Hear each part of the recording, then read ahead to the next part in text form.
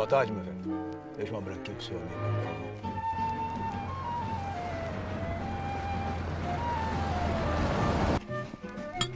E aí, o que é de novo? Ouviu a partida de ontem? 2-0 nos russos, hein? Dessa vez levamos a Copa. Temos um scratch tanto, né? Didi, Vavá, Pelé. Como joga o garoto. E o Garrincha? Esse é de outro planeta. Ontem o mundo conheceu um novo futebol. O novo futebol brasileiro. De que adianta, meu velho? A gente pode ter o melhor scratch, mas quando chega na hora do vamos ver, nossos atletas tremem. E o vexame de 50, já esqueceu? Mas a história agora é outra. Temos até psicólogo na delegação, não? E o Feola bolou um esquema novo, né? Botou o Zagallo para atacar e marcar. A coisa tá organizada.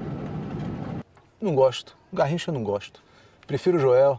É muito mais frio, preciso. Só dribla quando realmente é necessário. Cruza bem. Eu acho que o Feola tá cometendo um erro. Quem tinha que ser o titular era o Joel. Garrincha com aquelas pernas tortas, sempre driblando pro mesmo lado. Isso é coisa de circo, rapaz. O Garrincha é alegria, é futebol com sorriso, como deve ser o futebol brasileiro. Eu li no jornal de ontem sobre a vitória contra a Rússia. Meu caro, se o Nelson Rodrigues disse que tínhamos complexo de vira-lata, quando o Garrincha deu o primeiro drible no russo, começamos a chutar esse negócio para escanteio. Ah, pode ser, mas eu não boto fé. Na hora H, o brasileiro sempre entrega o jogo. É a nossa sina. Eu não acho que dessa vez vai ser diferente, não. Digo mais, são os brasileiros que estão mostrando como serão as cidades do ano 2000. Sabe por quê? Porque no Brasil o futuro é logo ali. Aí eu acho um desperdício gastar uma fortuna para construir uma cidade enfiada no meio do nada. Eu acho extraordinário. Já parou para pensar que estão construindo uma cidade no meio do nada? Um dos projetos que levaria o Brasil ao desenvolvimento, pelo menos assim foi pensado na época, era a transferência da capital, né, para o Planalto Central. Mas a ideia de construção de uma nova capital no Planalto Central era uma ideia muito antiga. Já no final do século XIX, já se discutia, já havia até um planejamento da possibilidade de construir, de transferir a capital da cidade do Rio de Janeiro para o interior do Brasil. É ideia antiga, mas que nos anos 50 ela aparece como viável e principalmente como representando todo um movimento de modernização, né, em todos os sentidos, econômico, social. Que novo é esse que está em questão, né? Que ideia de moderno, né? Aparece nesse momento, se configura nesse momento. É interessante a gente ver que o moderno, a palavra moderno, é uma palavra que é ressemantizada o tempo todo.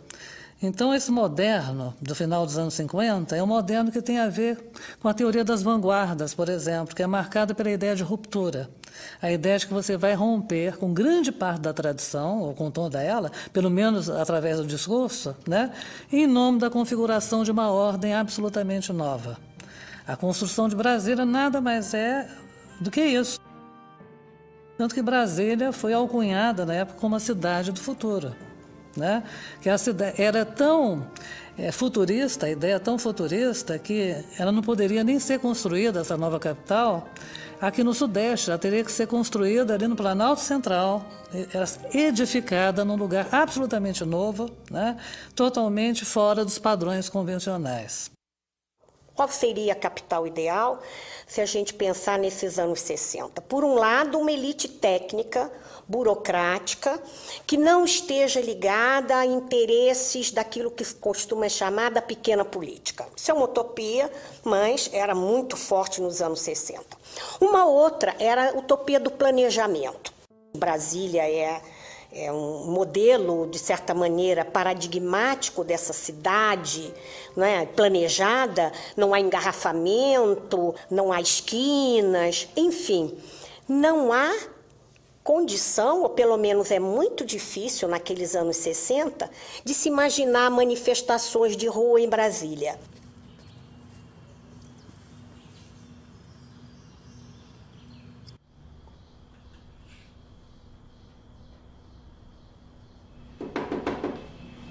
Oi, eu sou o Nascimento.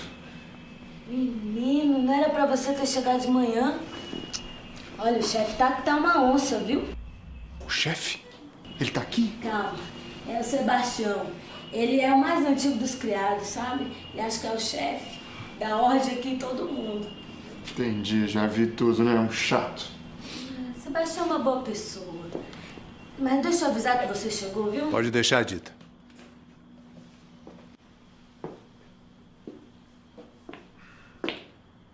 Atrasado no primeiro dia de trabalho, rapaz? Que impressão espera causar? Esse é o mal da juventude de hoje. Vocês não se importam. Mas no meu tempo não era assim, não. Tínhamos responsabilidade. O senhor tem razão, chefe. É que eu tive um problema com a condução. Tudo bem. Mas saiba que nessa profissão, pontualidade não é qualidade. É obrigação. O presidente chega daqui a 3 horas, hein? Tem um monte de coisa para te explicar. Podemos perder mais tempo. Do ponto de vista político, temos que lembrar que tínhamos acabado de sair do trauma do suicídio de Vargas, né?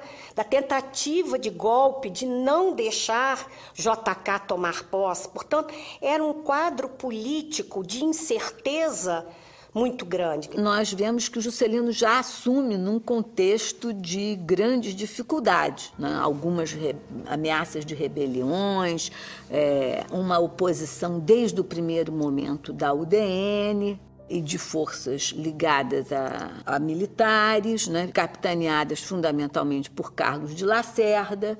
E então, os primeiros meses do governo JK são bastante instáveis, né? Essa ideia que nós temos também da estabilidade do governo JK, né? O tempo todo de anos dourados, na verdade, foram anos também pesados e difíceis.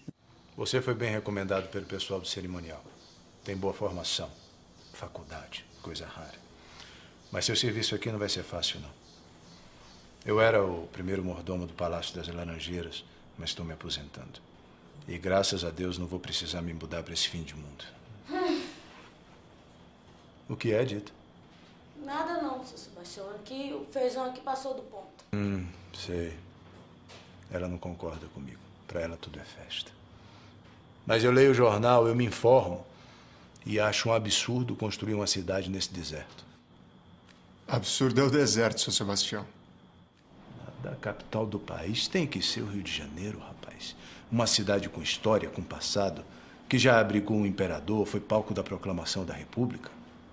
Mas basta meia dúzia de estudante ir pra rua reclamar do aumento do preço do bonde pro Rio parar. E aí já viu, né? O Brasil que para. Isso é motivo para vir para esse fim de mundo. O presidente quer trazer o progresso pro centro do país, seu Sebastião. Ele é uma espécie de bandeirante do século XX. Mas não do tipo que quer desbravar e seguir em frente, não. Ele é como um pioneiro. Quer fincar raízes, colonizar, abrir estradas. Como a Belém Brasília. Sei. Uma estrada que liga o nada ao lugar nenhum. Sei, tô entendendo. Por enquanto, seu Sebastião, por enquanto. Veja, o Brasil é esse gigantesco deserto exatamente porque não temos estradas. A construção de Brasília e do cruzeiro rodoviário vai resolver esse problema. Fortaleza, Brasília, Belo Horizonte, Brasília, Goiânia, Brasília e a mais espetacular de todas, Belém, Brasília. Essas estradas vão levar o crescimento para o interior. O menino tem isso tudo mesmo, hein, Sebastião? Os longos caminhos da nova civilização brasileira. Brasília a irradiar-se para o norte, para o centro e para o sul. Todo um vasto sistema circulatório de um país, cuja imensidade territorial faz com que a construção de estradas vitais seja uma épica aventura. Não podemos esquecer que a figura pessoal do Juscelino e, portanto, né, o seu cosmopolitismo, a maneira como ele via, né, a política, a maneira como ele encarava os desafios que se colocavam naquele momento, né, é um pouco a ideia do homem certo no momento certo. JK era um homem bastante diferente, com um perfil de personalidade, principalmente se nós compararmos com os presidentes de antes, principalmente de Vargas, né? Que foi um homem que não viajava, um homem que circulava muito pouco fora do Brasil, né? Enquanto o JK produziu uma imagem de um presidente dinâmico, JK dentro de um avião, JK em cima de um trator. No fundo, muitos presidentes depois, mais tarde, vão um pouco querer copiar, né, esse estilo JK de fazer política. Então, o JK ele realmente se distingue muito, ele imprime uma nova maneira de um presidente se comportar.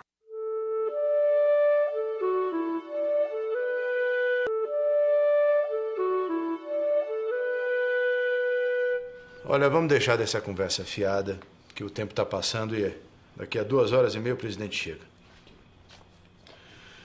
Só a rotina vai ser puxada aqui, o presidente dorme pouco, 5, 6 horas por noite.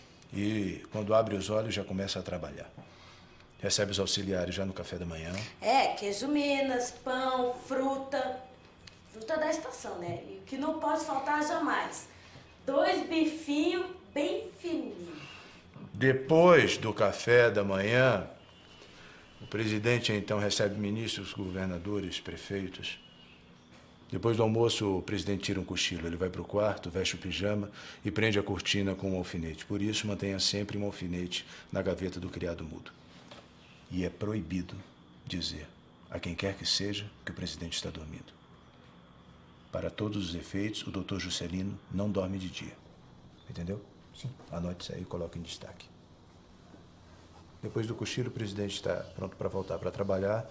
Aí ele vai até tarde. Se prepare, que o homem não cansa de trabalhar, viu? Mas também sabe se divertir, viu? O meu pé de valsa, menino, adora dançar assim, ó, coladinho com os rostos nos brotos. Essa é a dita. Vamos falar da toalete do presidente agora. Os mais idosos, vamos dizer assim, embora eu não me inclua muito nisso, mas se lembram do presidente Bossa Nova, se lembram do presidente que dançava, do presidente que tocava violão, que cantava Peixe Vivo.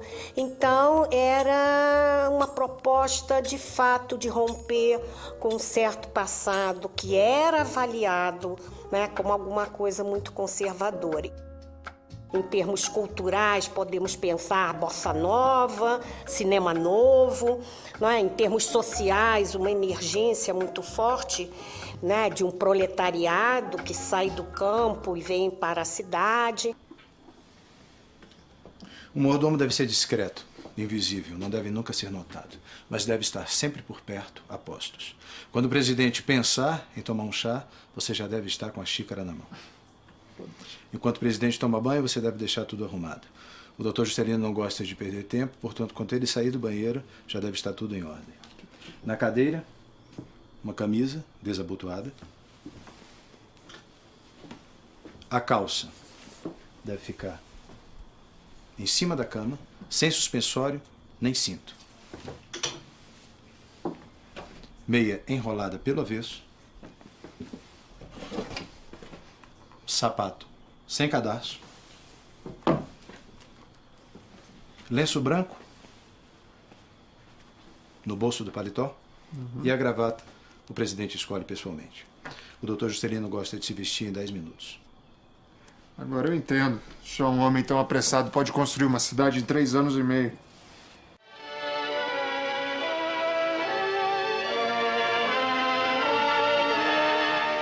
Em companhia do senhor Israel Pinheiro, o presidente da República acompanha o crescimento de Brasília com o fervor de quem já vê concretizado no espaço e no tempo todos os projetos, todas as obras futuras, todo o esplendor e toda a vida da cidade.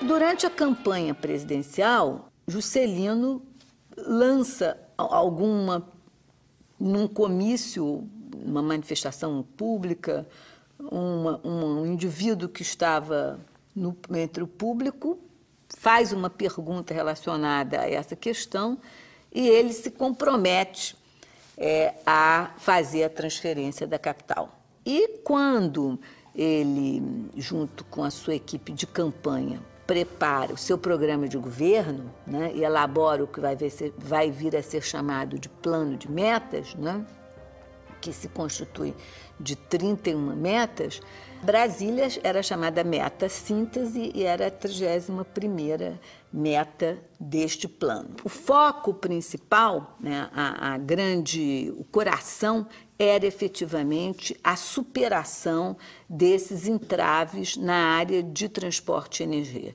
A gente vai ver, por exemplo, que temas importantes como educação são muito pouco contemplados. Tem pouca relevância dentro do plano e muito menor relevância ainda no plano do ponto de vista da implementação. Tá aí. Por isso que eu digo, no Rio de Janeiro, para se construir um viaduto, eles levam anos. Mas aqui onde Judas perdeu as botas, eles constroem uma cidade inteira em menos de 4 anos.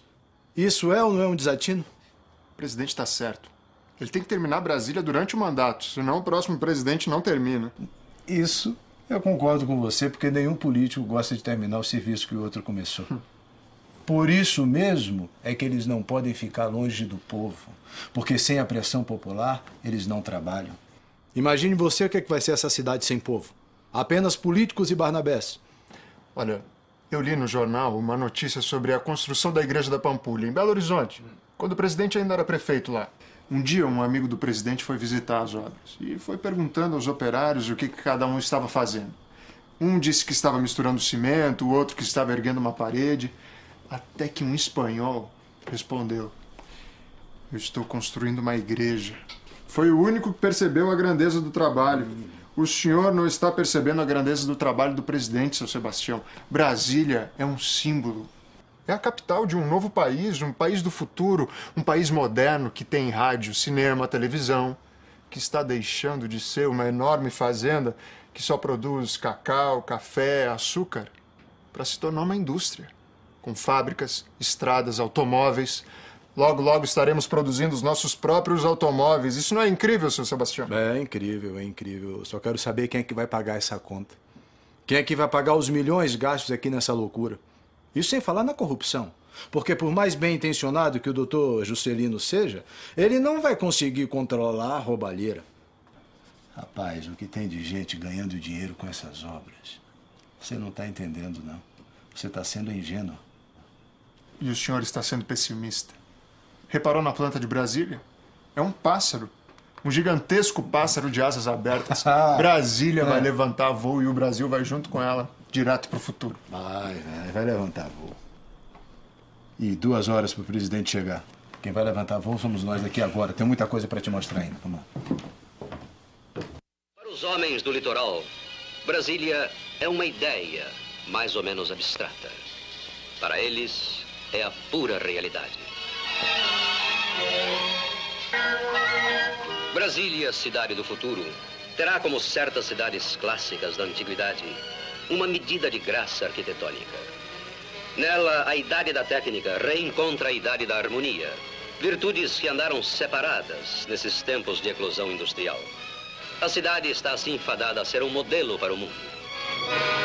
O final do governo JK enfrentou muitas dificuldades para gerenciar a vida financeira do país e as relações com o FMI. Por quê? Por quê? Porque toda essa política de desenvolvimento, de construção de Brasília, de grandes investimentos, ela necessitava de recursos, de crédito. E, efetivamente, isso acaba por gerar uma política fortemente inflacionária e de endividamento externo. Nessa memória construída em torno do Juscelino, ressalta-se, destaca-se fundamentalmente esse lado do presidente que construiu Brasília, o homem do desenvolvimento, o homem da industrialização, mas se esquece da outra face dessa moeda, dessa herança que restou, que é uma herança inflacionária, de endividamento externo, que ficou para que o seu sucessor pudesse equacionar. O Brasil é um país de projeção internacional pelo seu tamanho, pela sua produção, enfim. Mas, sobretudo, eu acho que Brasília resultou de uma negociação que Juscelino soube muito bem conduzir e que envolveu, inclusive, a sua própria sucessão. Quer dizer, quando Juscelino foi negociar no Congresso a aprovação, tinha que passar pelo Congresso, né? Os atos de Juscelino, né, não só eram avaliados pela mídia, como requeria exatamente uma negociação mais fina, em que ele jogou, inclusive, a sua própria sucessão, né, que todos sabem foi vencida pelo Jânio Quadros, mas principalmente Juscelino, como habilíssimo político, ele jogou a volta dele à presidência em 1965. Infelizmente, veio o golpe de 64 e Juscelino acabou cassado e, portanto, essa sua perspectiva de volta à cidade que ele havia construído acabou não se dando e, por uma ironia cruel, Brasília acabou sendo, na verdade, a capital do regime militar, né? E eu acho que até hoje Brasília, de certa maneira, ainda paga um certo preço por ter grande parte da sua vida ser feita sob o regime militar. Essa deve ser a última noite do presidente aqui no Catetim. Semana que vem o Palácio da Alvorada fica pronto, eu te ajudo a organizar as coisas por lá, depois deixo tudo em suas mãos. Aí eu vou poder voltar para o meu Rio de Janeiro para cuidar da minha vida. Aquela cidade deve estar uma melancolia só. Tanto tempo sendo o centro do país e agora... O que vai ser do Rio de Janeiro? Que isso, Sebastião. Eu entendo a sua preocupação. Mas o Rio é a cidade maravilhosa, é a vitrine do Brasil e isso não vai mudar nunca. Mas o Brasil precisa de Brasília. Por centenas de anos ficamos só no litoral, de costas para o interior. Agora, com a capital no Planalto Central, tudo muda. O deserto vai ter vida, as rodovias vão sair de Brasília espalhando progresso de forma igual para todo o país. Confie no Dr. Juscelino. Esse homem é gênio, ele sabe o que está fazendo. Vamos deixar de ser vira-latas. O homem tá aí, minha gente, vamos! Ih, mas chegou cedo, Goiano. Chaputoi, vem comigo.